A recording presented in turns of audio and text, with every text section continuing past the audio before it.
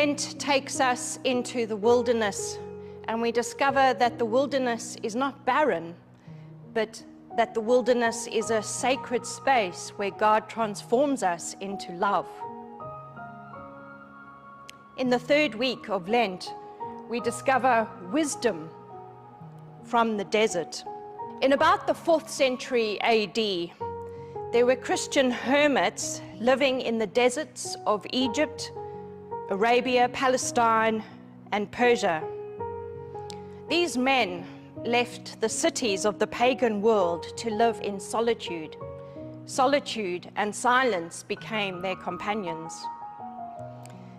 These men left the cities because they believed society, especially pagan society, was like a shipwreck, and each person had to swim for their life.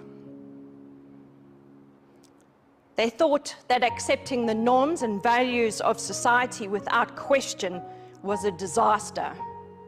And this belief was strengthened when Constantine became emperor and took the Christian symbol of the cross as a symbol of power. The men who went into the desert were not rebelling against society or seeking their own interests. They believed in a different way of living, not ruled by social norms.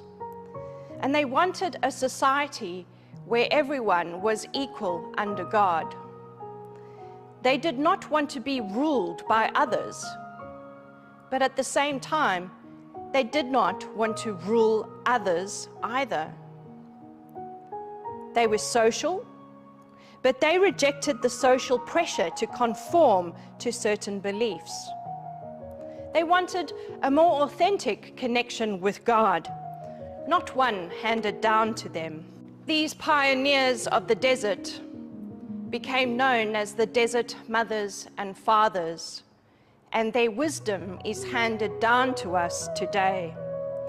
They have much to teach us about the inner life. Merton says, "What can we gain by sailing to the moon if we are not able to cross the abyss that separates us from ourselves?"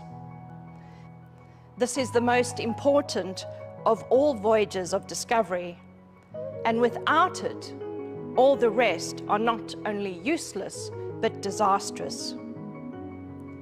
In the desert, love animated these faithful souls, and prayer was central to their lives.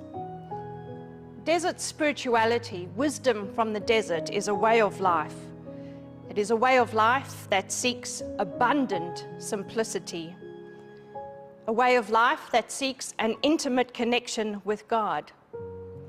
These desert mothers and fathers strove for complete union with God.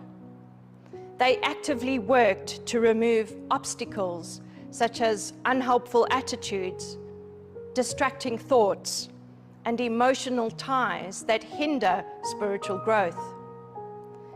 Central to desert spirituality, central to the wisdom from the desert, is non-possessive relationships. Non-possessive relationships where you can offer care and love to others without trying to control or possess them.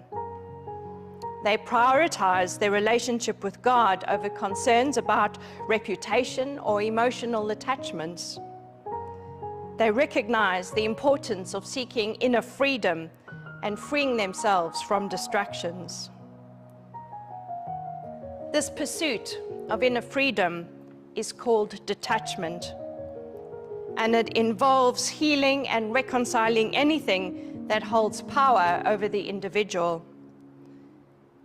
As these wisdom fathers and mothers achieve greater inner freedom, their true self becomes more apparent, and they experience deeper joy in their connection with God. All I want to know is, where can I sign up?